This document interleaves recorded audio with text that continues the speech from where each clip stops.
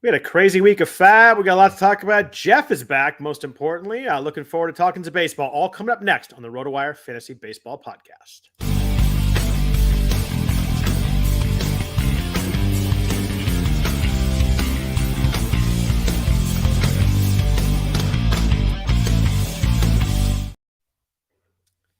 Happy Sunday night, everybody. Welcome to the RotoWire Fantasy Baseball Podcast, sponsored by Rival Fantasy. We appreciate Rival Fantasy for their sponsorship of the podcast.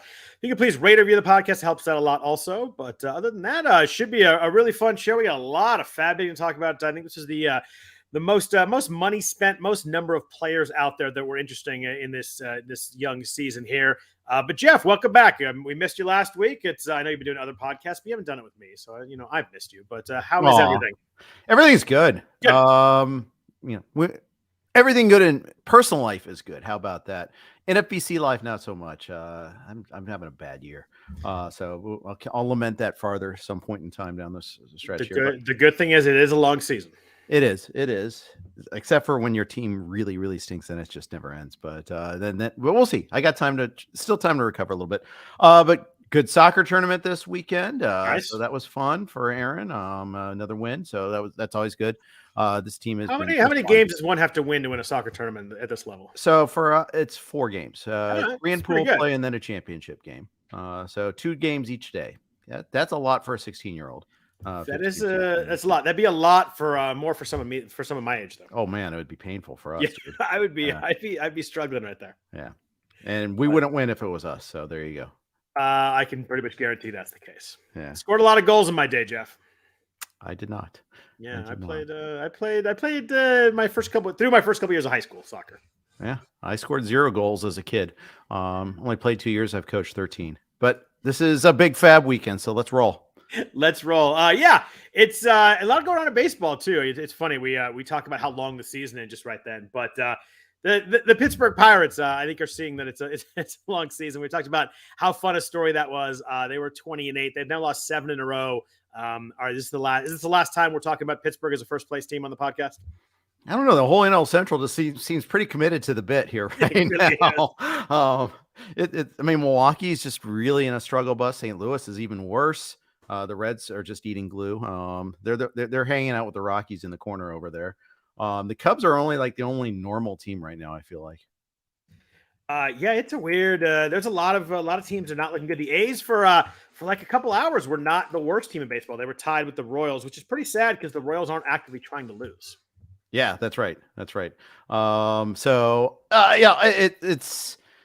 It was kind of, every weekend's bizarre, but this seemed like a extra bizarre there a little bit there. I mean, the Detroit giving St. Louis all it can handle was fun to see that because the St. Louis Schadenfreude is always fun. You got to talk about St. Louis. I mean, they're putting Wilson Contreras as a corner outfielder /DH. I haven't read the articles on that yet because I've been busy, but the pitchers hate throwing to him is what it comes down to. I mean, I think Jack Flaherty actually had a quote like, I forget exactly what the quote was. I'd have to go look, but something like that. We just don't know where we're throwing to. It would be bad pitch. Keep playing bad pitch calls for stuff. And it's like, well, Jack, you got to stop walking guys really before you start complaining too much. But like they're 1 year into a 5-year deal? Not even 1 year. We're 1 month into a 5-year deal and they're moving the guy out. And suddenly, Contreras can probably hit enough to play an outfield position, but now you're taking time away from another outfielder and you're hitting a bad catcher. It's just, doesn't make a lot of sense. A lot of camaraderie there in St. Louis right now too, huh? Yeah, it seems like a really fun place to be. 11-24. The only saving grace St. Louis has, like you said, the NL Central is an absolute mess. Yeah, it is. But 11-24 is a pretty big mountain to climb. It could be climbed if you get to 87 wins. That might be good enough. If you get to 87 wins, you're playing really well the rest of the way. It's like 600 ball the rest of the way, isn't it? You always say like it's early 87 wins, but like they're 1300 right now. 87 would put them, was that 10 over? So like, yeah, they're playing insanely good baseball the rest of the way. Yeah, which need more evidence for that. For sure.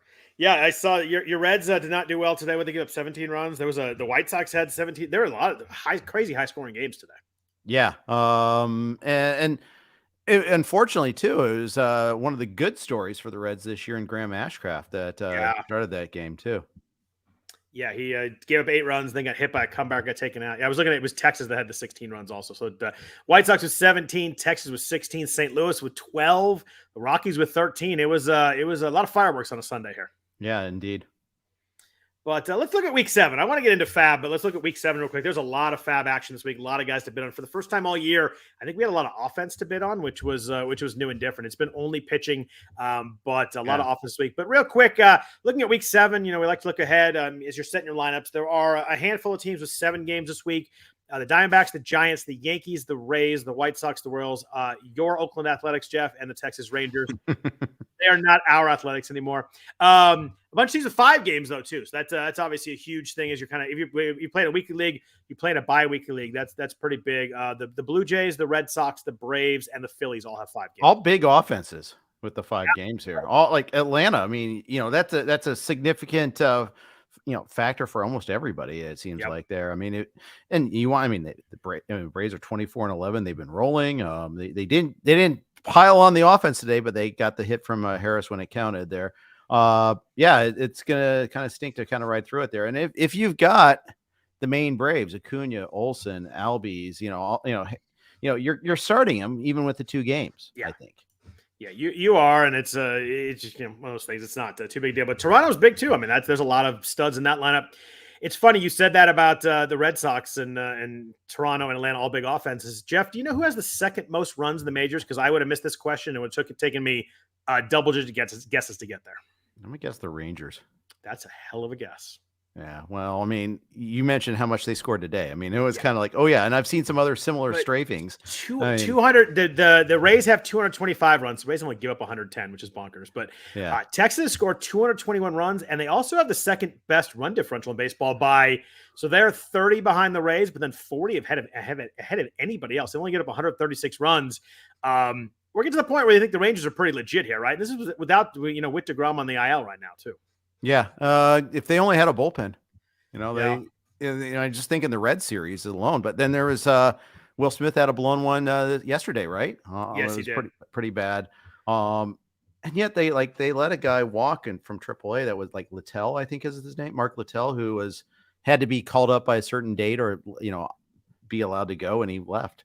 And he had good AAA numbers. I don't know. It just seems like it was a solution they're waiting at least to try.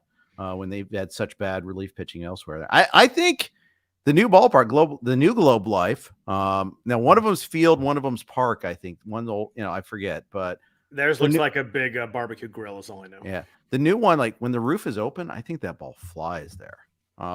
We saw the Brandon Pfaadt debut where the ball was just flying out, and I know Pfaadt has some fly ball tendencies, but I do think we've seen too many good pitchers get smoked. There that I'm thinking there is a combination we should be on the lookout for. Since we're talking Texas, UE2K, Matt Leahy asked, any thoughts on Ezekiel Duran in Texas? He's playing a lot. Maybe the playing time goes away when Seager comes back in about a week to 10 days, but Duran is really hitting right now. A pretty good hard hit rate of 46%, 3 home runs, 2 steals, hitting .313. Was not great last year when he got called up. 220 plate appearances, only hit 236. Under 5 home runs and RBI. But he's raking right now. Does not walk at all, but he's hitting a little bit at the moment. I think he's a stream until he gets back cold kind of guy. Probably. Does Texas find a way to keep him in there when Seager comes back? I think that's the question. I think that is the question. I think it's probably a platoony bat kind of thing. He's a righty. Josh Smith is a lefty. Maybe they kind of go back and forth a little bit at third base. You got Josh Young there too. Josh Young. I always mess up that one. He's not leaving either. I think Duran runs into playing time issues pretty quick when Seager's back. Well, it's basically left field and DH is I think the path there, right? Probably. I guess you could go for Jankowski, who's been playing some outfield. Obviously, Tavares hit well today. Adolis is not going anywhere in the outfield. So you got one outfield spot, third base, kind of moving around. I think he's probably a 2 out of 3 games kind of guy. They probably move guys around pretty well at that point. And he could very well have cooled off by then. He's got he's got a 20. It's only a 23% strikeout rate. Contact percentage is actually pretty decent at 76%, but 1 walk, 19 Ks. I feel like there's a correction coming, but soon. Yeah, I do too. And you look at the minor league numbers. He had a 19-19 season in 2021, but that was in high A. It's pretty good in 2022. 16 home runs, 14 steals. So he's got some speed power combo stuff. Yeah, I think he's got to hit to plays. His BABIP right now is 380. So I think we're probably have seen the best couple weeks of Durant's season. Probably so, but he was a prospect getting called up, so we'll watch and see on that one there a little bit. Good question by someone in the chat. We mentioned the Wilson Contreras move. I think what the key is that is he's going to play most every day, but what does that do for the Nolan Gorman, Brendan Donovan, Alec Burleson, who's kind of lost his time already? It's going to make it tough, even with Tyler O'Neill out. They'd have a little bit of a squeeze in the outfield and DH spots now. Let alone the possibility of calling back Jordan Walker back. That's true. It's a good point. Yeah.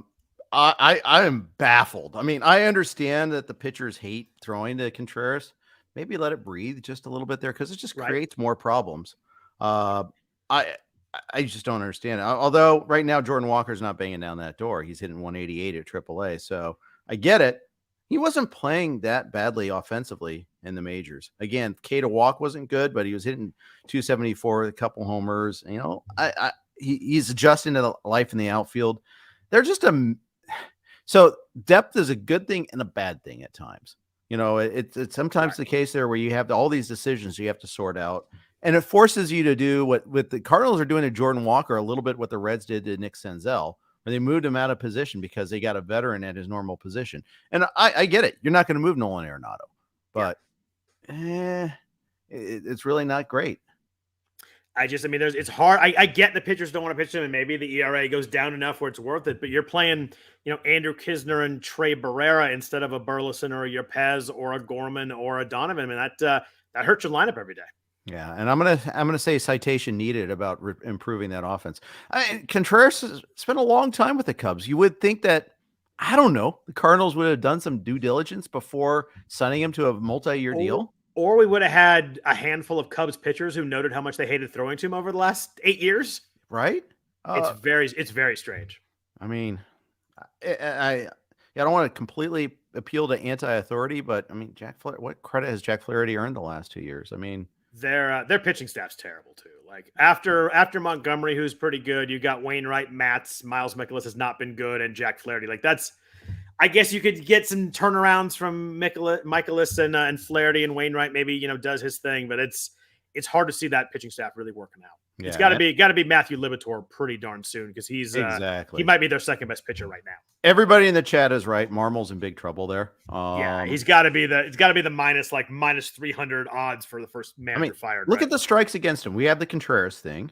Nope. We've got him picking a fight with Tyler O'Neill, and possibly ruining him. Sending down Jordan Walker. Picking a fight publicly was the problem there. Call O'Neill in your office, be a hard ass, and do all that. But the fact that he said it out loud to the media right away it was brutal.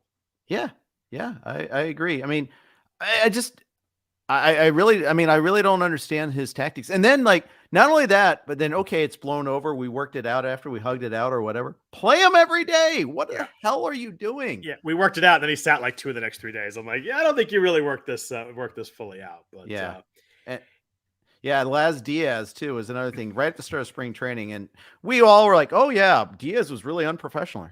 Maybe it has something to do with Marmol here too. Maybe we should circle back on that one there. Also, I don't know. I imagine the leash is pretty short right now. But you mentioned someone in the chat mentioned the Rangers. We're talking about good offense schedules. The Rangers do have a good one there. 3 at Seattle, which is not great. Seattle's got a lot of good pitchers, but then 4 games at Oakland against that pitching staff is a fantastic matchup there. Also, we got among those teams with 7 games. The Yankees have a really good schedule. They have 3 against the A's. They do have 4 against Tampa, but you got to anytime you can get A's pitching right now, their team ERA is so much higher than everybody else's. Tampa Bay's got a nice schedule. 3 at Baltimore, 4 at New York. Were there any teams you found yourself really kind of attacking this week as you guys are picking up players? Just trying to, in a lot of cases, we're just filling holes right now. We had so many problems on this team, especially with the live main team. It's just trying to keep 23 active players sometimes, I swear.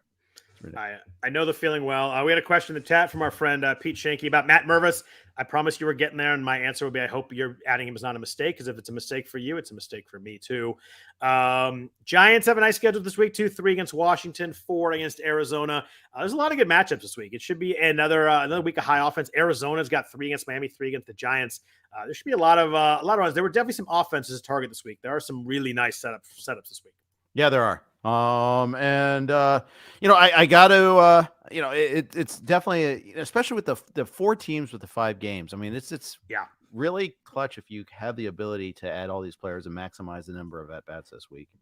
Yeah, I agree there. Someone mentioned streaming hitters versus Oakland. Yeah, I think anytime you can get Yeah, you can get your guys in against Oakland. I played some Mariners that I wouldn't normally play last week just because they're playing the A's, and there's how about the Royals and A's this oh, weekend? I mean, gosh, I mean it's brutal. They're both so bad. It's Brady Singer is just a mess. congratulations on the first A's starting pitcher win of the season, though. And back-to-back days, Jeff. We had 2 in a row. Yeah, where they had a 9-1 lead and then they had to sweat it down to 9-8 for a while. Of course. But would it be any other way? It was funny they didn't get one for a month and they got one back-to-back days. First series win too. The Royals should be proud.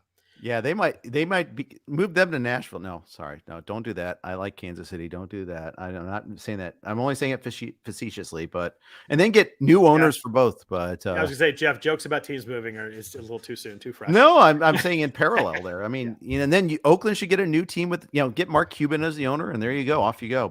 Or some local version of Mark Cuban that wants to compete. It's so frustrating me because it's got to be Joe Lacob. He's tried to buy the A's multiple times. It's that's right. The Warriors owner, and Fisher refused to sell to him. I mean, he would have had a new stadium built by now for sure. But real quick question for you, Jeff, since you're the Reds fan. Any thoughts on when we can expect Encarnacion Strand to get the call up? He's been mashing in the minors. He sure has.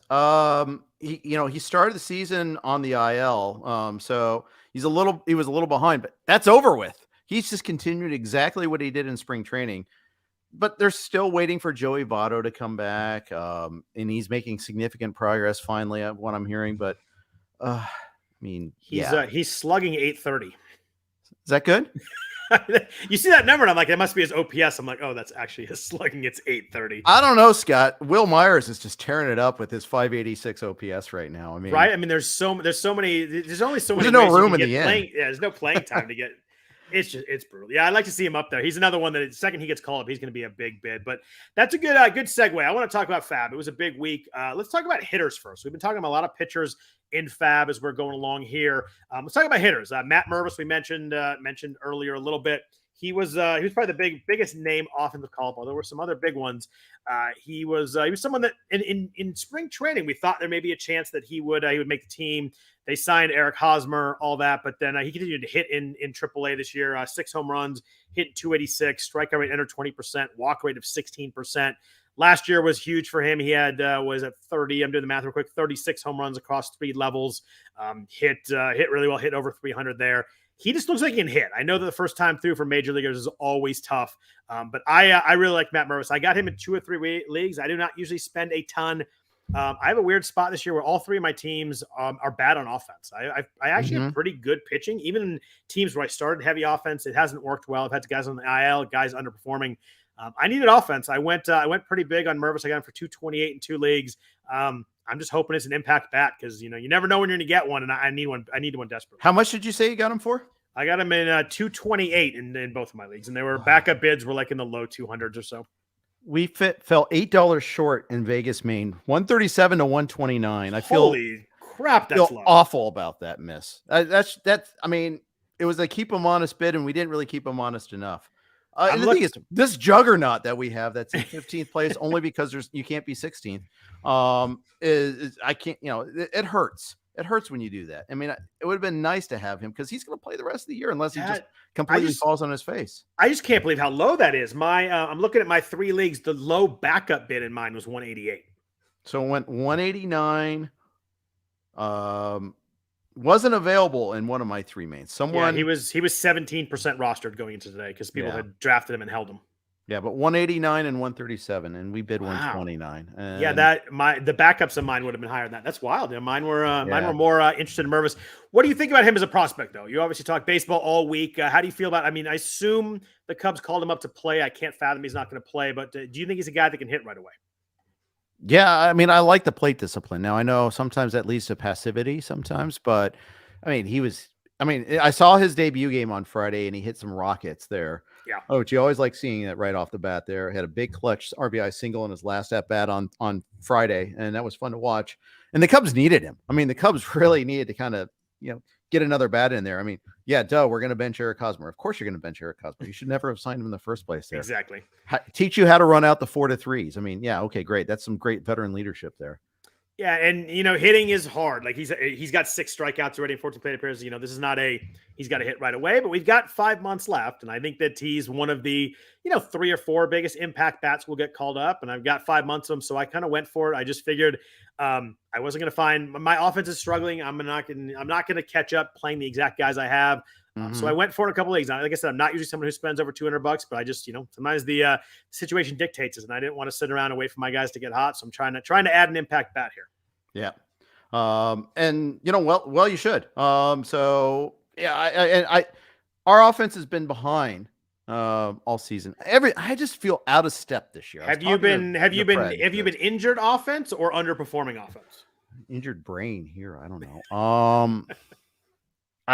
It's both. I mean, like Maikel Harris in the 3rd round, for instance, is one of my, that's been a fun one there. At least he's back and playing again, but hitting 8th and 9th, like it's I know rough. It's rough right now. I have him in a 3rd round too, and it was a situation where I had no steals through the first 2 rounds, so I kind of nudged him up a little bit higher than I was going to, and it has not worked so far. But you're right. He had a steal. He had a steal today. He had the walk-off hit.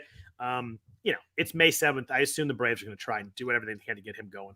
Teoscar has been one of my awesome ones there. Buxton heated up recently. Taylor Ward, I was so happy. Got him in the 8th. What a bargain. Bargains are great there. Luis Garcia in the 9th is a fun one there too, by the way. Kyle Wright in the 11th is another fun one. Luis Garcia. Garrett Mitchell out for the year already. Yeah, Luis Garcia just sucks. I mean, he's obviously out for the year. You guys had to drop him, but that's a rough one. Oh, Nick Gordon, the 21st. That might be my favorite one of my missteps there too. He had 2 homers this week. Oh, yeah, not for me. He's up to 143. Yeah, he's long gone. Long gone for me too. The second impact bat, was someone that's a shortstop, got a call up by the Royals, Maikel Garcia. This is more of a stolen base guy. He had over 30 stolen bases last year in the minors. The interesting part with Garcia is he's playing 3rd base for the Royals. Obviously, Bobby Witt Jr. plays shortstop. This is going to be a shortstop and 3rd eligible guy probably by the end of next week, which is really intriguing as a FAAB pick. You get someone that covers corner and covers the middle. Got a pretty good bat too. He hit 291 in AA last year, 274 in AAA. Was only at 242 in AAA this year, but only in 112 plate appearances. But this is someone who can help your stolen bases right away.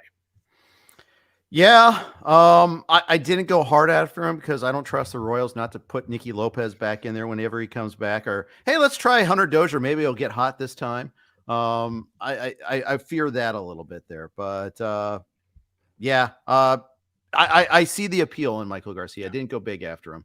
Probably should have gone a little higher, but he went for 102 in one of my leagues. Oh, that's high. I went pretty high on him. I was in the 60s to 80s range. I got him in one league for one league. I bumped it up. My other league, I had over $850 left, so I kind of got a low score. I got him for 93 with a backup bid at 89, so it actually worked out pretty well in terms of bid efficiency. But yeah, I think the Royals' point is fair.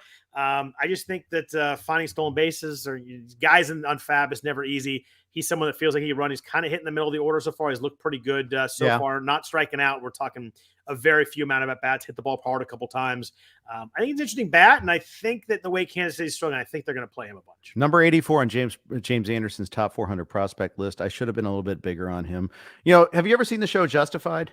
I know what it is, but I have not watched it. I know our buddy Emmett Rulin has because he's a fellow traveler and liking that show. There's a line in there where he says, like, you run into an asshole in the morning. Okay, you ran into an asshole. You run into an asshole. You run into assholes all day long. Maybe you're the one. Well, I keep getting baffled by how much these bids go for. I'm the one that's out of line, I feel like, and I'm not bidding enough or not prioritizing that. And yet I'm still like starting to cut into my FAAB budget nonetheless somehow. I feel like bidding is as we've gone on year by year. We talked about it a lot last year. Bidding is crazy.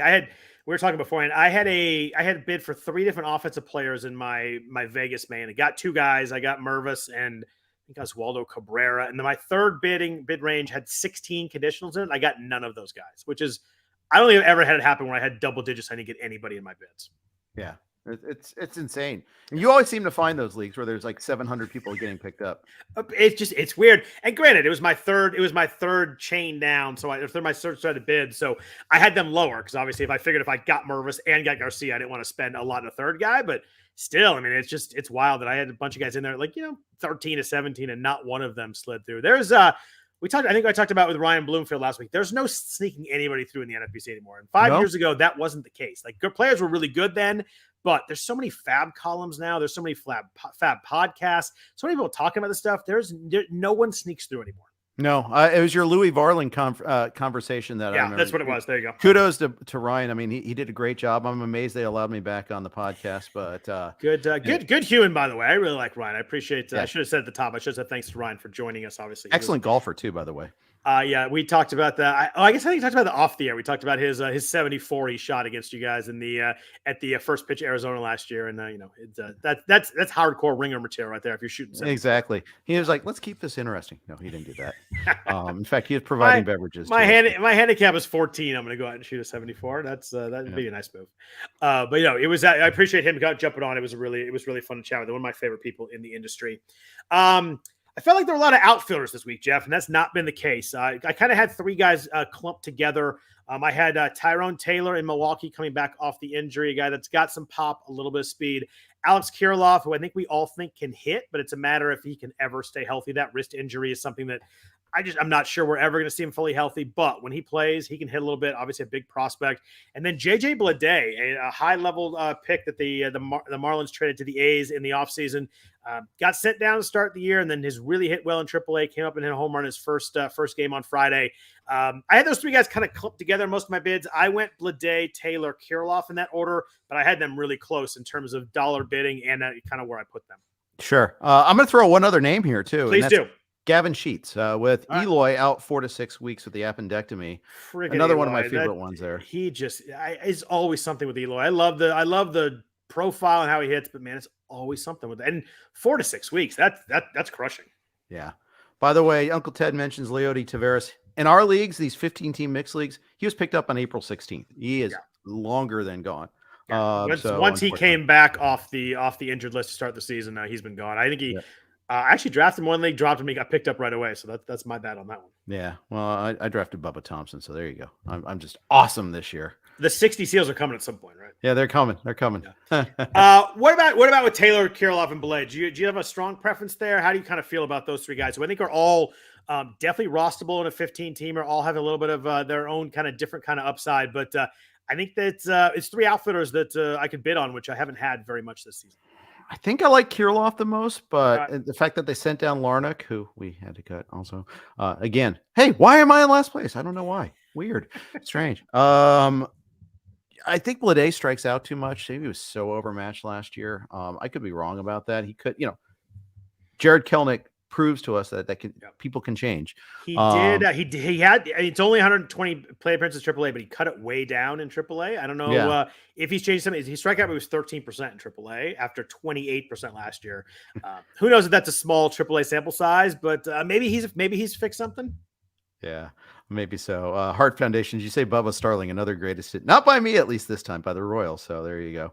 Bubba Starling was Royals. I was thinking Yankees, but I was thinking who's the? I don't know who I'm thinking of Yankees. It's hard to separate all the Bubbas.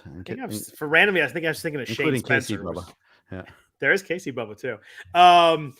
Other people in offensive FAAB this week. There's a lot of names that guys are getting at bats. Raimel Tapia is leading off in Boston. Nick Pratto is back in Kansas City, playing a lot of first base there.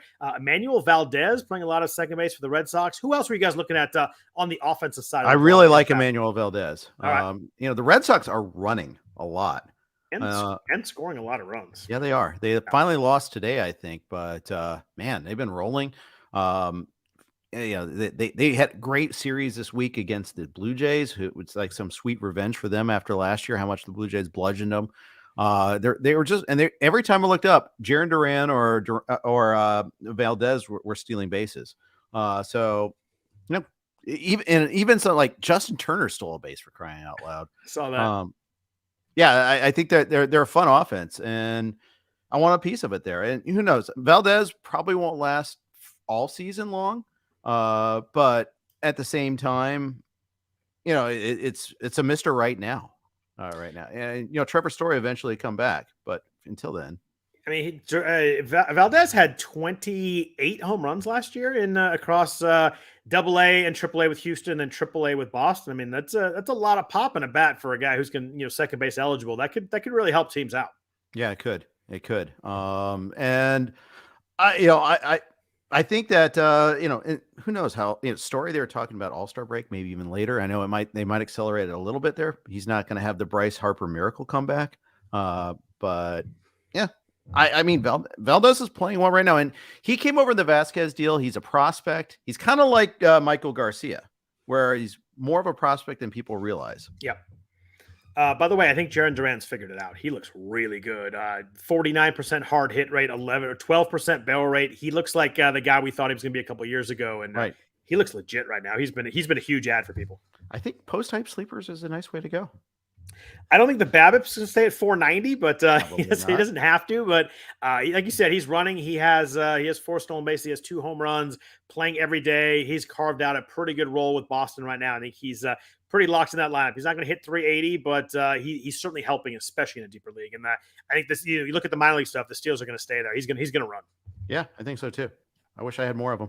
And I missed out on a couple leagues. Your point is good. They're going to let him run, which is sometimes is the most important thing. Yeah. Anybody else? Yuli Gurriel playing a little bit in Miami now that Garrett Cooper's on the IL. Jesus Sanchez, kind of the same thing in Miami with Avisel Garcia on the IL. Any other offensive guys you and Tim were looking at? Well, it's funny. I just saw that we actually got Valdez and dropped Garrett Cooper, so that worked out pretty well. That does work hitter wise, trying to think if there is any others that we were going after. It's almost like I could look at my history there and just see, but because we had like big lists for like multiple positions, right? And we had one, we had one list where he had like 10 deep and didn't get anybody, so that was fun.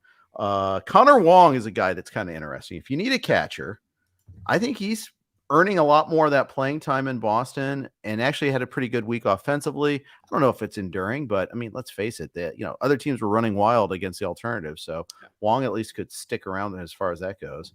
And catcher is back to being really terrible. rough. I have Yan Gomes in the league, and after going through, there was actually one. Francisco Alvarez was available in that league. I got outbid, but I just kept Gomes with the hope that if he comes back midweek, it's better than a negative. Some of the chat mentioned Esty Ruiz on the A's. Yeah, he is. He's someone that was drafted in the top 10 rounds in most of our 15 teamers, but he's been awesome. 16 stolen bases, another stolen base, leading off every day for the A's. For all the hype and will it work? Will he run enough? Ruiz has been great. Yeah, that's right. One other name, although kind of he had a big homer this weekend, was Dylan Carlson, but then you're dealing with the Cardinals morass again in terms of like that. But with O'Neill out, Carlson could be a short-term guy because he could play center field. Wilson Contreras is going to do many things. He will not be playing center field. I think we don't have to worry about that.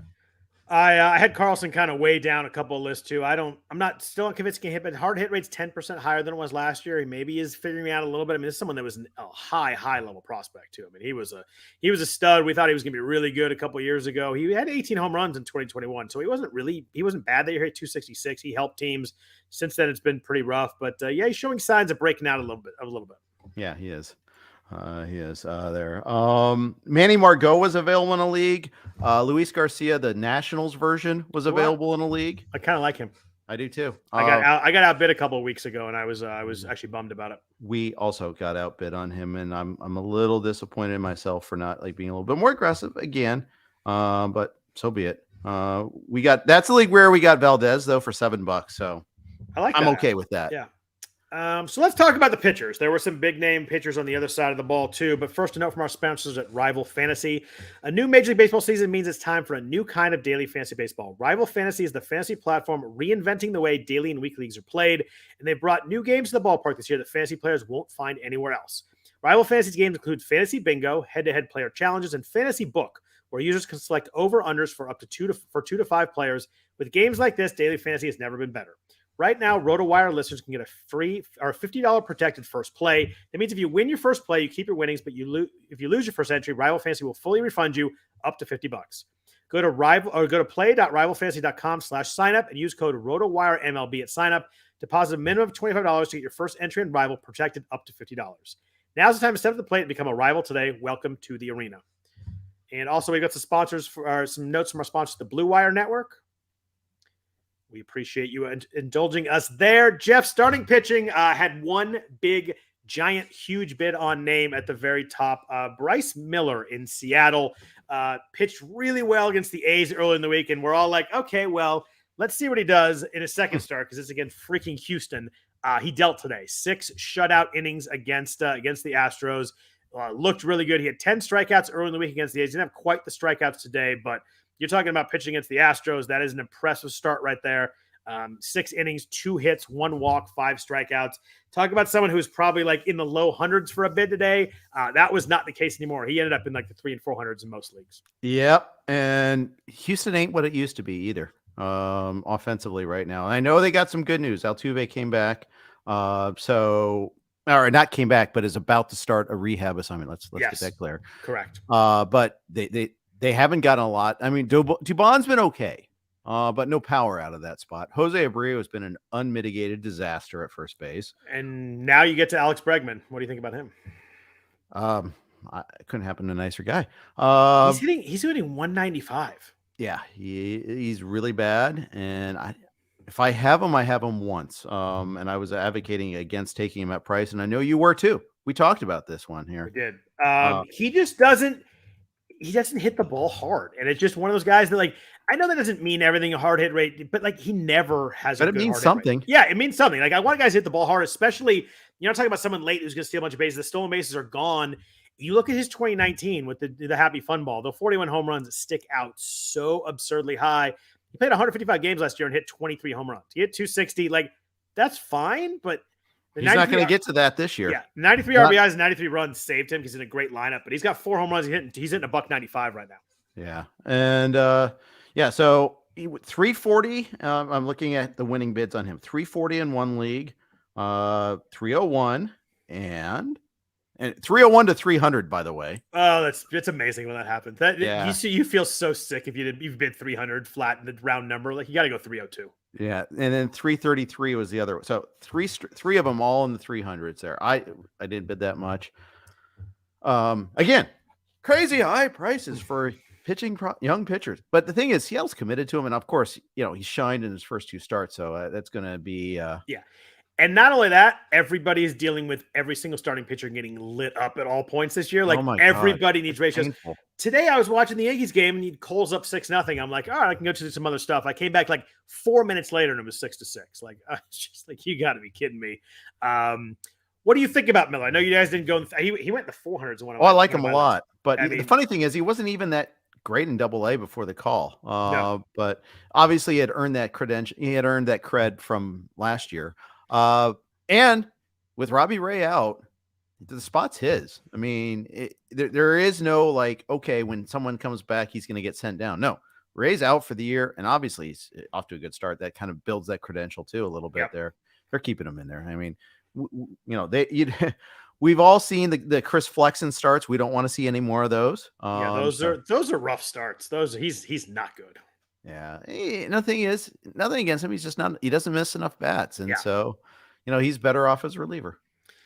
Tell you what, though, we talked about stacking offenses earlier and trying to attack pitchers. I mean, Seattle's the team you don't want to do that against. Their 4 of their guys now are Bryce Miller, Logan Gilbert, George Kirby, and Luis Castillo. That's a really good front 4 right now. Yeah, Castillo is the one that had the worst start this week. It's funny, but and even that he gave up some runs earlier and then kind of settled in pretty nicely. I've got some Castillo FOMO. I don't have him this year, and I know you grabbed him in at least one main. Yeah, I have one main. I wish I had a little bit more of them because you knew that. Okay, you're not going to have the cold weather in Cincinnati for a losing team issue in a bad ballpark. You might have a little colder weather, but they have a dome. It's fine. But that front 4 is fun. Like Seattle's a team like 4 out of 5 days. The Marco Gonzalez day you can talk about, but 4 of those 5 days you're like, oh, Seattle's on. I'm gonna see who's pitching, and it's someone that's really fun to watch. Exactly. Yeah. So down, if you did not get Miller, obviously only one team in each league can get Miller. He was very highly bid upon. There's some other interesting names. The first 2 I want to talk about both have the same initials for a first name, but the first one is JP France, essentially took over for, I don't know if he took over for Urquidy or Luis Garcia, but moved into the Astros rotation. Him and Brandon Bielak moved in the rotation. How do you feel about JP France? Obviously pitched really well in his first outing. Another guy that ramped up his price based on the fact of how he threw in his first start. Opportunity is there. Yeah. Right. Quietly, the Astros have a lot of opportunity. Yeah, no depth. 28-year-old pitcher making his major league debut, and he pitched well in the first one there. And he was doing well in AAA this year, but this is a nondescript guy. He's not a prospect of any sort. At least he wasn't a touted prospect of any sort. I should say that. I shouldn't say that he isn't one, but he was not highly touted. Threw like 94 miles an hour in the fastball, generated a lot of ground balls. It was one good start. I probably want to see it again. He went for over $100 in one of my leagues. I was nowhere near that. The Astros do have some devil magic when it comes to pitchers, but yep. I don't know. I wasn't going to be aggressive enough to go get him. Maybe that's to my detriment. I liked the strikeouts. He had a really good strikeout rate the last 2 years in AAA. But you're right, he's 28. He's a 14th round pick. The walks worry me. I know he didn't walk in. He walked one guy in the first outing, but the walks, he's got a double-digit walk rate in 2021, 2022, and already in 2023 this year in AAA. I just think at some point, like that's without the elite electric stuff, that's going to hurt him at some point. He does strike guys out, but I worry that the walks and the whip are going to be concerning here. Yeah, me too. And I think Pete Shanky was asking about Brandon Bielak. Bielak, I'm not sure which. I should have. I said Bielak, but I'm usually wrong, and I defer to you on all things. Don't defer to me on this one here because I don't know. In fact, I'll look it up on Baseball Reference while we're talking. But because Baseball Reference does have pronunciation guides, which is at least for major leaguers, which is awfully handy. Oh, that is awesome. There's usually like one, a PDF version that goes around the start of the year. I didn't see one this year. I usually keep that open. Yeah, I haven't gotten that either this year, but that one's always really good. Yeah, so it is Bielak. You were correct. Wow, believe in yourself, dude. One for 50 of actually getting things right. As I said, Josh Jung earlier. Humility. I said Josh Jung earlier. I said Paul DeJong last week, and I always mess up that one. So I did something with those. But someone asked, "Is you just hate the Dutch?" That's fine. Yeah. I get it. Too much orange. Someone asked in the chat about keeping Hunter Brown. I would definitely keep Hunter Brown. I like Hunter Brown a lot, and he's the role is as secure as could be because they have the Masters are going to keep him. We know that. Yeah, there's no Bielak. I'm worried about getting length into games. That's the one thing. He's been kind of a hybrid starter reliever and more reliever than starter. He threw 4 innings in his first outing. That was nice, but we'll see. I wouldn't count on him doing a whole lot more than that. Yeah, I was more France than Bielak. I looked at Bielak and the strikeouts weren't there like they were with France. Give me someone that's going to punch guys out between the two guys. I'm gonna take that every time and hope I can get lucky with the walks. But I definitely preferred France over Bielak in terms of the Astro situation. Yep, and Garcia is out. It's not just uncertain; he is out. And Urquidy, they said today, hopefully by the All-Star break. Like that's never a good one. I think you have to. Especially because what's the upside to that? I mean, it's not like you're getting a huge strikeout guy. Urquidy is you've seen his performance decline already over the last year and a half. That was my fault for rostering him in the first place, but yeah, he's a cut. Someone asked in the chat if we think Luis Ortiz will replace Vince Velasquez in the rotation who went on the IL this week. I don't know. I haven't seen anything for sure. I know the RotoWire projections are guessing that Luis Ortiz is the one that gets called up. I have not seen anything that has confirmed that as of yet, though. Yeah, he is a prospect of some ilk. Not Herb ilk, but we saw him last year, so he, technically you could in some leagues that's enough to pick him up.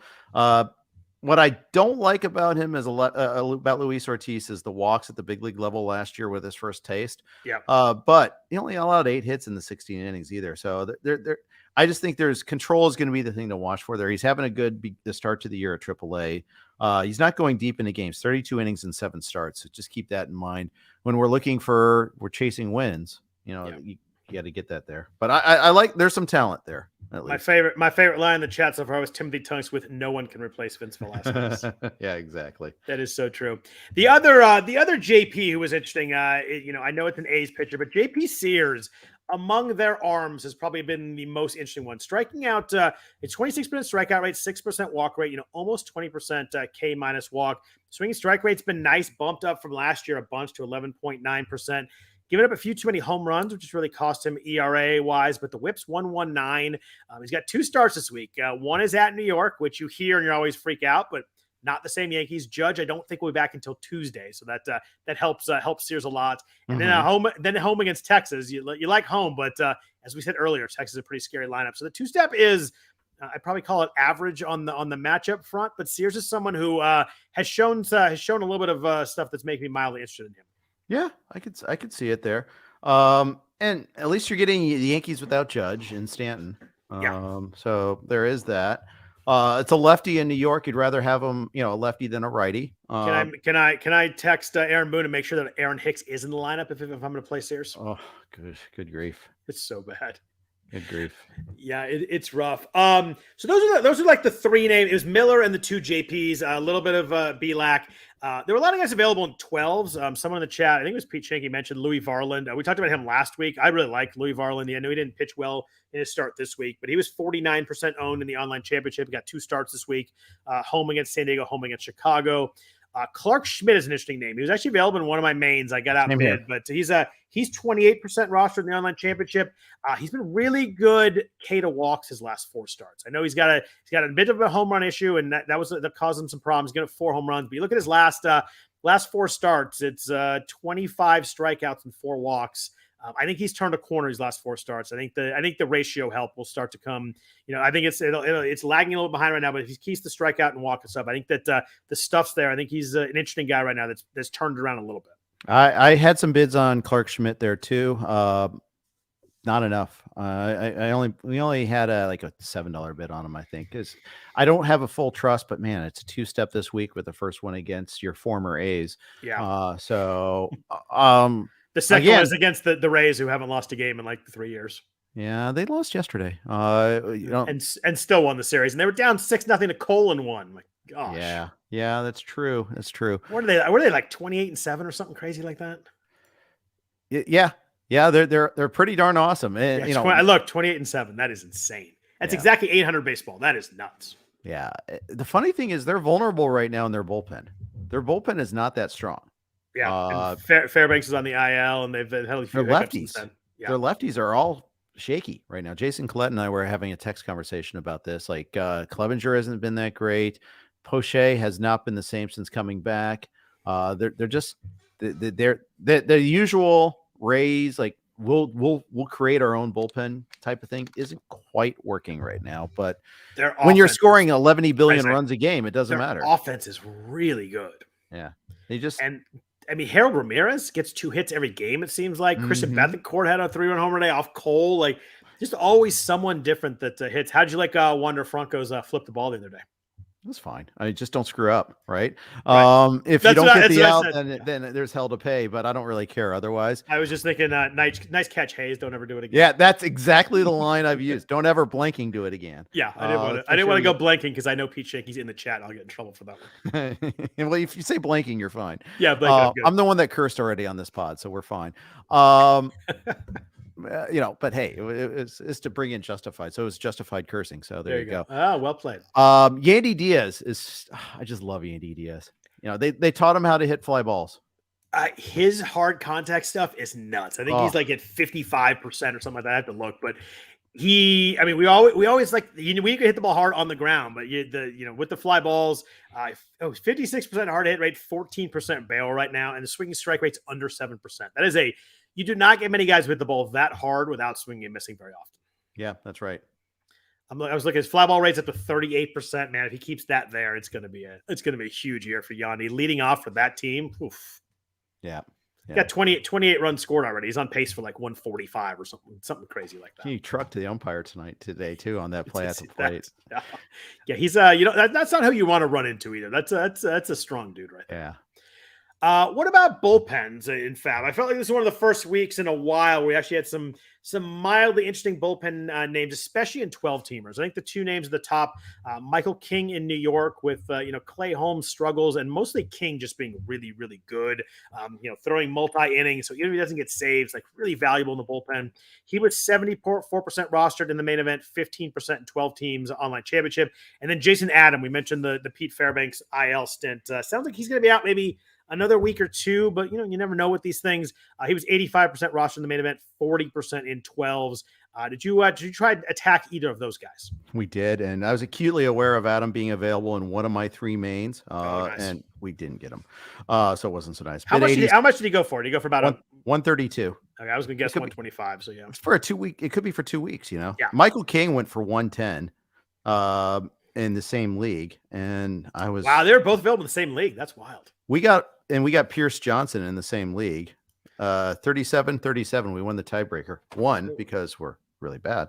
It's always winning the tiebreaker. You're like, oh, I bid the same. It's perfect bid. And I'm like, oh well, if I was winning, I wouldn't have gotten them. But yeah, I got King in one league for 93. I just like the pitcher here. I think that, we don't know what's happening with Clay Holmes. They seem like they're using him a little bit differently than they did last year. Right? Yeah, he was in the 7th day, but against the middle of the lineup against 3 righties. And he pitched well. He looked really good. Like his stuff's there. It's a matter of command. But I mean, Maikel King is 28% strikeout rate, 5% walk rate, 13.7% swing strike rate. And that was like what he was doing last year. It's like before he got hurt. The guy is just really legit good. And like, even if he's not closing games, like in a week where I don't like my 9th starter, someone has facing Atlanta or at Coors, I like getting King because you get a chance he might throw 4 or 5 innings. So, he does that. He gets 7, 8 strikeouts. It kind of works out pretty well. Yeah, it does. I think I thought maybe with Hamilton getting the save on Saturday that King might go cheaper, but no, that didn't happen. Yeah, no, I saw that Hamilton came in for that, and so he's kind of in the mix too. But I think I think King's the guy to own there with Holmes. Like I'm not dropping Clay Holmes yet. I think that still could get a run of saves. So many committees right now. I just got to interject real quick. There's so many Mets, committees. The Phillies, the Dodgers, good teams. All like throw your hands up in the air. The Cubs are the Cubs are a pretty good team too. They're like 5 guys in that committee. Yeah. Yeah. I have no feel for the Cubs whatsoever. Yeah. The Cubs, Mark Leiter got the save yesterday, and then Adbert Alzolay got the day before. You've got Brad Boxberger had a save earlier this week, and then blew one. And then, the guy who was the close of the first 2 weeks, Michael Fulmer's kind of out there, but he might get back in. I had a couple of like $2 and $3 bids on Leiter and Alzolay, but I like Alzolay as a pitcher. Leiter's been good, but not as a person though. Not as a person. But I don't know. I just don't think it's gonna be frustrating as heck to starting those guys. Yep. Wow. I just saw that in the main, someone dropped Brendan Donovan in one of my mains. He was available in one of mine this week, and he got dropped in one of mine too. It's interesting to see that it's kind of it's almost, and barring an injury, Donovan's going to get picked up this next week unless he just completely sits. I think we're all frustrated with the Cardinals. He went for 25 in the one league that he was available in mine. I was the backup bid at 23. Yeah. I like the second base, third base, and outfield eligibility though. That is very useful. Yeah. Someone in the chat asked, let's talk about Zach Jackson first, because Zach Jackson was in the question here. Zach Jackson got a save for the mighty A's this week, and he blew one too, but it looks like he got 2 save ops in a row. The A's, they DFA'd Uris Familia, who had been getting some saves. I think that Jackson's the guy there. Obviously, it's going to be rough. He walks a lot of guys, and the A's don't win many games. They won 8 games all year. But Jackson, I think, is the one arm in this pen that they do like. I hate closers who walk guys. We talked about it a lot. There's nothing worse than flipping a closer when he walks the first guy. But he strikes out a lot of guys, has good stuff, and the A's bullpen, that's probably enough because there's not many of those guys. Yeah. Plus, you don't have to say Uris anymore either. So there's that. So Juris, Uris, whatever. No longer on this team is. Yeah, then thank goodness for that. I'm not rooting for him, so it doesn't matter either way. But yeah, it's he was not doing much. Pierce Johnson, you mentioned. I think he got dropped. He was only 43% roster in the main event. I think when Daniel Bard came back, everybody's like, all right, well, that's it in my Pierce Johnson experience. But had 2 saves this week. It looks like they're really bringing Bard along slow. He's in kind of some low leverage spots right now. I think it's Pierce Johnson's job here for the next couple weeks at least. Yeah, we picked him, and we got outbid on King, and we got outbid on Adam. Our consolation prize was the Pierce Johnson, like I mentioned.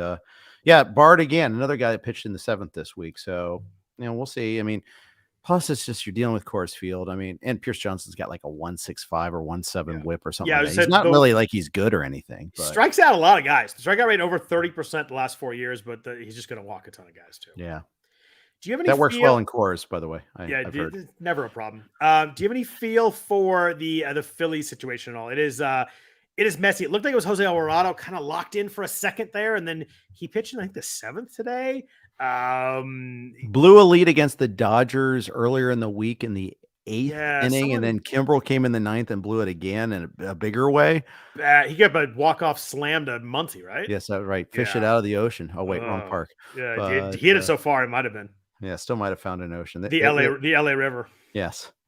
High flowing LA River at this point. But like, I started out with Seranthony Dominguez in one league. I don't think he has a save at all yet. I think he has 1 win. He's nowhere near that job. I think it's probably, if I had to pick a guy right now, it's still Alvarado, but it's good luck picking that every day. Yeah, and in fact, question asked, drop Alvarado for Yenny or Cano from the Orioles. I say no. Cano's a good pitcher. Don't get me wrong, but I feel like Cano, you're trading one problem for another. Cano gave him a hit this week. Yes, he did. He that Royals game was weird. Every single Baltimore reliever that had been pitching so well that Joe Sheehan wrote up, all of a sudden gave up something that day. But it's just Cano could only give up a hit, but that was big news because he had pitched. He had not given his whip was 0 up until that game. I was gonna say not just a hit, but a base runner even. I mean, that's crazy, but. Yeah, that was pretty bad. First 29 batters, he got 28 out, had 1 hit by pitch, so he had a 0 whip. The whip I think is up to .2 now because he got a hit today and his 2 shutout innings with 3 strikeouts. He's been awesome. Yeah, he has, but I still think Bautista's the man. Right? I do too. I think Cano is a stash for, again, maybe you don't like your pitcher that we can throw him in there. He throws enough innings, but you're hoping that, you never hope for an injury, but the Cano play is something happens to Bautista. I don't think they're going to trade Bautista by any means, but if something happens to him, Cano could be a top half closer pretty quick. Yeah. I would hold Alvarado though to answer the question that was asked. I would hold Alvarado. So, yeah. That was kind of it for the relievers. It's you're right. There's a lot of committee situations that make it tough. It's if you are not you don't have 2 closers, it's really hard to find. I have one league where I have 1, and I'm just kind of cycling through guys. And it's just it's hurting. I'm dropping guys, and they get a save the next week. It's really tough.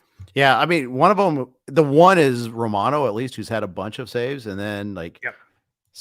Scott, turn your head to McCuff. I mean that's the sort of thing that we've been getting. The Royals have 8 wins, so like we joke about. I guess 9 wins today, but we joke about the A's. But like the Royals haven't won any games either. Yeah, and so Barlow pitched an inning yesterday, 2 Ks, great, but never a save chance there. Jeff, would you drop? Question in the chat: would you drop Eloy for Anthony Santander? I was afraid that you were going to ask me that question there because I have Eloy in a couple places. I mean, if Santander is the type of player that's available. Yes, I would. I mean, 4 to 6 weeks in a league where Santander is sitting on the waiver wire must mean that you can always get Eloy later. So, yeah, I would in that league. In other leagues where you go a little deeper, no, I would not drop him. You pretty much took my answer. In a 15-team league, there's no way I'm dropping 4 to 6 weeks. But if I'm in a league where Santander is available, give me that 4 to 6 weeks of Santander, and I'll figure out the rest after that. I would do it there. Jeff, another question in the chat since we're talking Reds. We talked Christian Encarnacion Stroud earlier. Ellie De La Cruz, is any chance he's coming up soon? I mean, they should be on the same tech. I mean, how could you take Kevin Newman out of the lineup? I mean, I don't understand. There you go, but Ellie De La Cruz is going to strike out a friggin' ton when he gets called up, though. He is. He could become Jose Barrero the second, but I doubt it. I mean, he's a stud. But Ellie De La Cruz also was hurt to begin the season, so they're taking time on that. Ellie De La Cruz is just going to be a monster at some point in time. Just that what point in time is the question. But currently at AAA, 262, 284 on base, 2 walks, 22 Ks. He's slugging 477. He's not quite crushing yet. Yeah, and he had a 30% strikeout rate, over 30% strikeout rate in 2021, 2022, both levels, and 2023. I think that I agree that he's going to be a stud at some point, but I think we can see a ton of strikeouts when he first gets called up. We see guys like this; they strike out a ton when they first get called Right. I just wait till he starts crushing too. Right now, I mean, I don't think there's any rush with De La Cruz. I think he would be overmatched right now. I think it would be.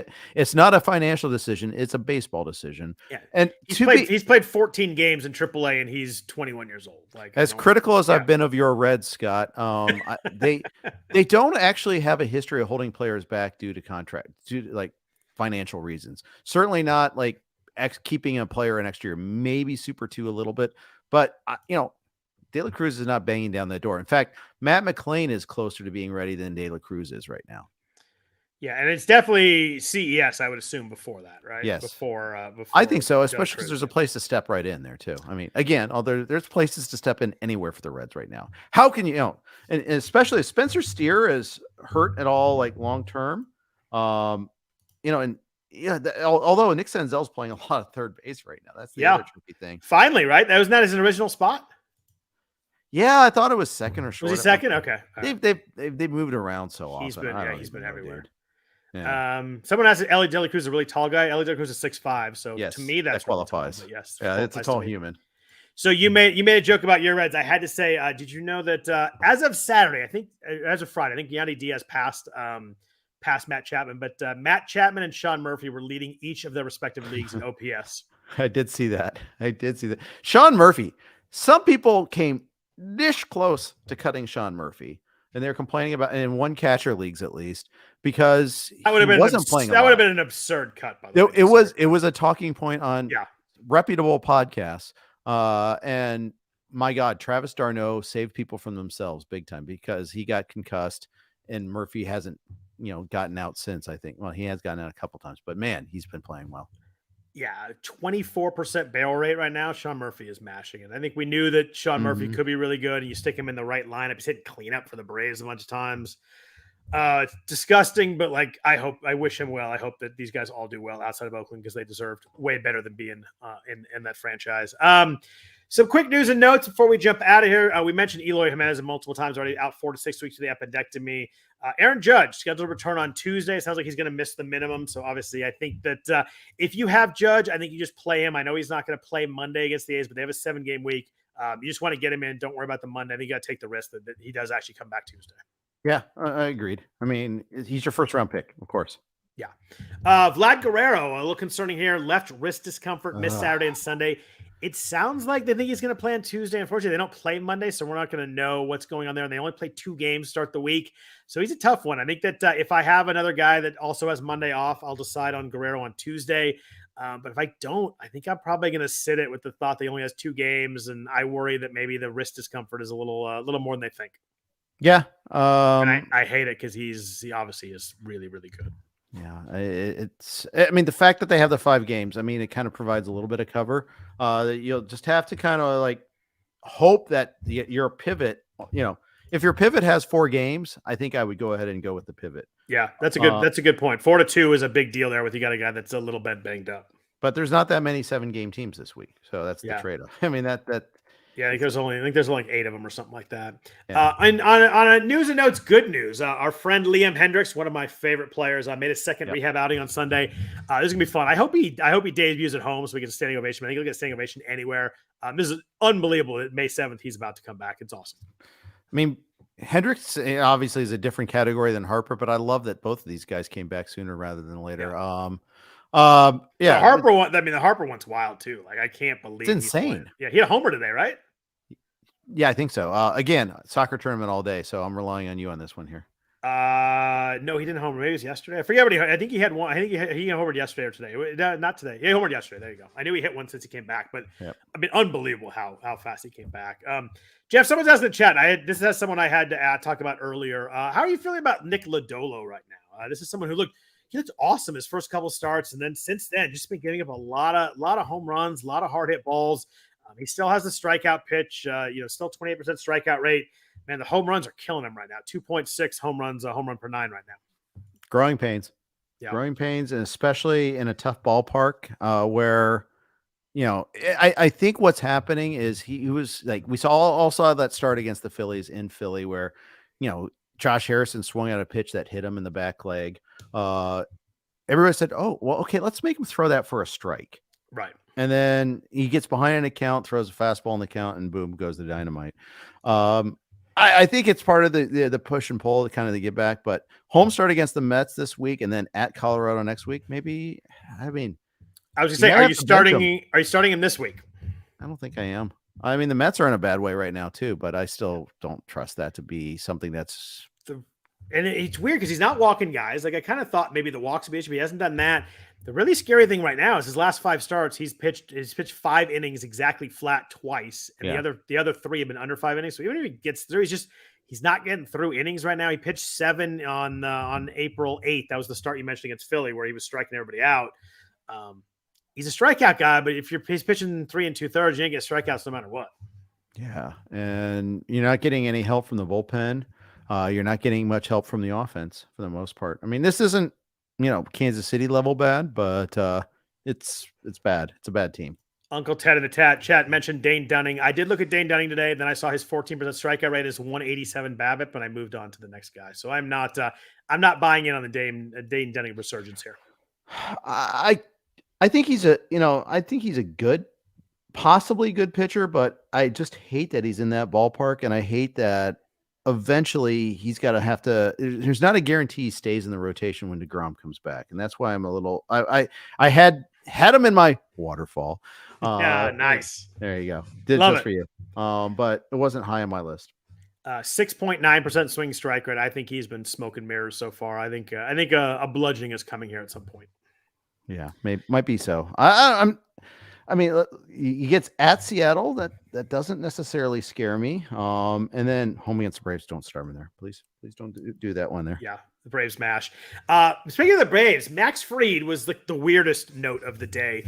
Brian Snitker says his next start is uncertain if he's going to pitch Wednesday or Friday, but refused to say why. He just said he's not revealing if he has an injury or not. Didn't give any more further indication. It was a really weird quote and situation. I have no idea what's up with Max Fried, but he is apparently up in the air to start on Wednesday or maybe Friday or maybe not at all. Yeah. It's 2 days off this week. I just think it's simply just it could.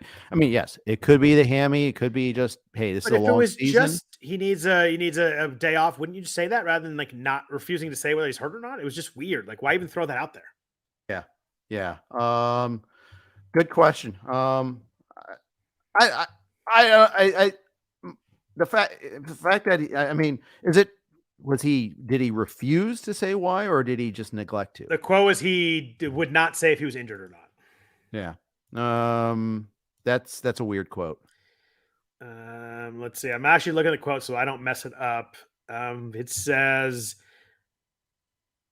he also wouldn't specifically reveal if Fried is injured. Yeah. So specifically reveal means it's Mark Bowman, who is one of the Braves beat writers, said that. So it seems like someone asked him and he wouldn't reveal if he was or not. The whole thing was strange. I just, I don't think you start him this week. Yeah. Feels like a 0 is very real. I mean, maybe he throws later in the week, but I think a 0 is pretty real for Fried. That's a tough one to have to sit though. Against Boston, at Toronto are his options too. That's a fair point. Those are both really rough. Yeah, I mean, but he's your ace too. I know. You're number 2. I'd throw that normally any day, but I think now I think I'm gonna have to not do that. I think I'm gonna have to sit him. What's your alternative? I guess that's the question. Yeah, fair point. My alternative is usually probably not very good, but I hate zeros. My alternative is pain. Yeah. Question in the chat as we're talking pitchers. Would you start Chris Sale or Justin Steele this week? Both those guys have been. Sale looked really good his last. How about start. yes? Yeah, Justin Steele's been really good too. You must have a very deep team. But if I got to pick one, give me Sale. Yeah. I don't know if I agree with that actually. Throwing hard right now. I like both guys. So it's not mine is not a steal against Steele, but Sale struck out 10 guys last start. If I had to pick one, I'd go Sale, but my answer would be both unless it's extreme. I mean, I'm very hard pressed to sit Steele. God, man, Sale, Steele, Sale, Steele, Yeah. Sale, Steele, Right. sit Sale, Steele. I don't have any leagues where I could sit either. I'd play both, but if I had to pick one, give me Sale. Home start against the Cardinals. I think They're both home against the Cardinals. Yeah, that's true. Just to make it even more confusing. I would find a way to start both. I think you have a really good team is probably what I'm saying. Yeah. You mentioned Jose Altuve about a week away from a rehab assignment. I assume that's probably going to be 7 to 10 days too. So we're probably looking at 2.5 weeks until Altuve's back in the Astros lineup. Chas McCormick in the Astros could return first half of this week. So if you have him, you could probably get him in this week, but I would check the lineups there. Luis Severino, rehab start on Wednesday. Boy, did the Yankees need some help. Their entire world is hurt. Yeah. Do you drop Carlos Rodon? Yeah, but I don't have him.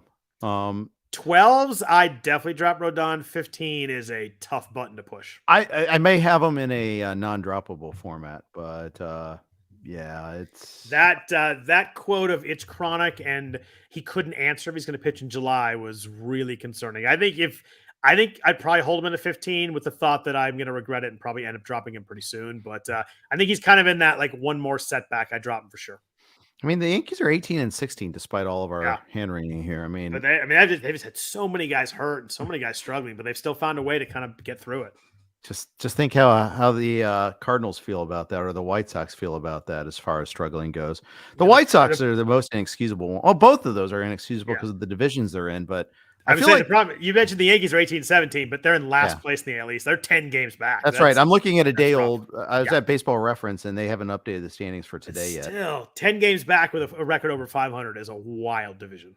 It is. But winning the division is nice, but this isn't. Yep, doesn't matter anymore. Or, I mean, it matters, but not as much as it matters a little bit because you won less series. But the Phillies and Padres say, "What's the big deal? No big deal here." I don't know. And the thing is, though, I mean, the Blue Jays, are in fourth place, or were and they were in fourth place entering today at 20-14, and we were talking about them maybe being the second best team in baseball. And they have a 600 winning percentage in the third place. It's wild. Baltimore is going to correct, though. I think their schedule has been very friendly so far. I think that you'll see Toronto maybe pass them. I don't know. We'll see about that, but it hasn't happened. 8 teams over 500 in the American League. 5 are in the AL East. Yeah, pretty crazy. Let's see. JD Martinez, if you have him on your roster, scheduled to return on Friday. So if you play in an NFBC type format or any kind of bi-weekly format, sit him in the first half, play him in the second half. Old friend Yohan Moncada could be activated on Monday. So if you have him and still want to play him, you can get him in there. Can I interject on JD Martinez for a second? Please do. Friday, if you're in a labor or Tout Wars or any league where you have to make your weekly lineup on Monday and then set it for the rest of the week, I would bench Martinez. Almost unless you're just really flush otherwise, because he gets getting Snell, 3 games at most. He gets Snell and Musgrove in 2 of those 3 games too. 3 games at well, I mean, Snell's fine for him because he's a righty, but and he also gets Michael Wacha, which could be that is really nice. But what if they say, okay, we're going to have you play 2 out of 3 or something like that? That was I thinking. I bet you he plays Friday, Saturday, and sits Sunday. And he's UT only. And your flexibility is crushed. I am finding this year that's a problem.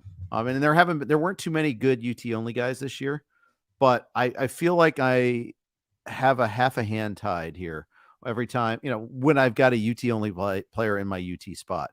It's not like you got prime David Ortiz there this year. Yeah. Martinez was hitting decently. He was not really results wise. He had 4 home runs, hitting 250, but hitting the ball hard, 15% barrel rate. I think it's coming pretty good. Obviously, we'll have to see what happens off the injury, but striking out a lot. That's concerning. His strikeout rate's over 30%, which he's never done in his career. So that's something to monitor there too. A couple other guys I want to ask you about before we jump out of here, Jeff. Francisco Lindor, quietly with all the Mets weirdness and struggles and all the money they've spent on the team, and they're about 500 ball. Lindor's been really bad. He's hitting 217 right now, 25% strike or 26% strikeout rate right now. He's never been above 19% in his career. This is a weird format or weird form right now for him. It's a 10-year career. He's never been remotely higher than strikeout rate. We're only in a month, but 145 plate appearances. It hasn't been great.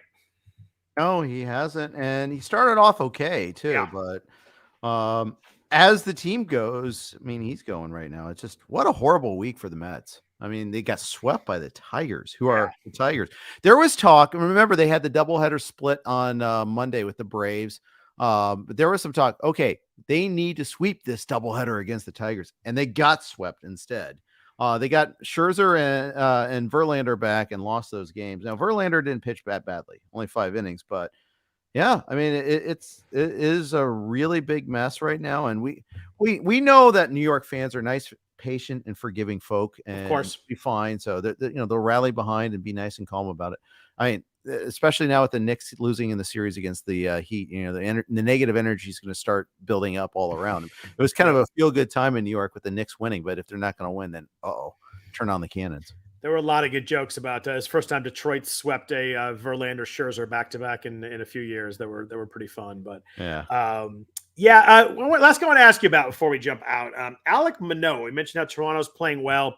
Manoah's been a mess. His ERA is 4.71, WHIP is 1.65. You look at his K to walk stuff; it is brutal. 18% strikeout rate, 12.5% walk rate. He was 6.5% walk rate last year. Home runs are up. The ground balls are up a little bit, but man, he's just the walks are really strange here. The strikeouts have gone away. 27% in 2021, 23% last year, 18% this year. All his stuff is trending the wrong direction at the moment. It is. He has one game where he has more than 5 strikeouts this year. It was 2 starts ago against Seattle where he actually looked pretty good. He still walked 4 guys that game though. Yeah. Now the Boston game this week, he was pitching pretty well, then got hit by a comebacker. And after he had like a 3-0 lead in that game. And then after that is when he had a really rough inning, and that's where it kind of all fell apart. And then he got no support later. There was a bad error in that game. So 3 runs were unearned, which actually doesn't skew it as a positive thing to say because obviously he didn't get crushed for that. But again, didn't miss bats. And that's why the projection systems were down on him. And that's why some people are like, the strikeouts aren't there. For a guy that throws like he does, he's not getting the Ks. He had 5 starts last year. He walked 4 guys. He already has 3 this year, and he has a 5 walk outing. He didn't have a 5 walk outing all last season. Manoah's swinging strike percentage is down to 9.6%. It was in his rookie year. Manoah had a 13% strikeout, a swinging strike percentage. Last year it was 11.5. This year Manoah's got a 9.6 swinging strike percentage, which translates into an 18% K percentage. That is really, really bad. Yeah, it's you look at like some of the underlying numbers. You look at like an xERA or FIP, and they're all worse than his ERA. So it's not like you're like, oh, maybe he's got some bad. I mean, it's just bad right now, and it's rough. And you got to use him because you drafted him pretty high. And he's on a team that's good, but it's hard. His WHIP was under 1 last year. He's a 0.99 WHIP guy last year. He's 1.65 through the first month this year. At Philly this week, 5-game week for the Jays. 2-stepper the following week. Home starts against the Yankees and Orioles. I mean, it's a big 3 starts coming up. Yeah, in NFBC format, I think you're still stuck with him. I don't think it's a no action play, but it's not like I'm feeling pretty positive about it either. I just think you're kind of pot committed. Yeah, I do too. I think I'd throw him at Philly and then see what happens before I decide the 2-step next week. But it's been weird. It's just been up and down, and mostly down for him. The walks are really surprising. He was never a walk guy, and now all of a sudden he is. Yep. That's kind of all I had for you. We have covered a lot of players. We covered a lot of FAAB. We covered a lot of struggling guys, surging guys. Anybody else you want to talk about, Jeff? No, I'm good. Good. Well, thank you everybody for listening to the RotoWire Fantasy Baseball Podcast. Thanks for all the questions and comments in the chat. There's people like chatting with each other. People asking us questions. Really fun to see everybody really engaged there. We do appreciate that. Appreciate Rival Fantasy for the sponsorship of the podcast. If you could please rate or review us, that would be great. Also, if you want to follow Jeff on Twitter, he's at Jeff_Erickson. I am at Scott Jenstad. We'll be back at you next Sunday, right, Jeff? We're both here. As far as I know. Mother's Day night. I think we're both here. Yeah. So we'll be here, but we look forward to that. Hope everybody has a good week. Hope everybody has a good fantasy baseball week. We'll be back at you next Sunday night. Take care.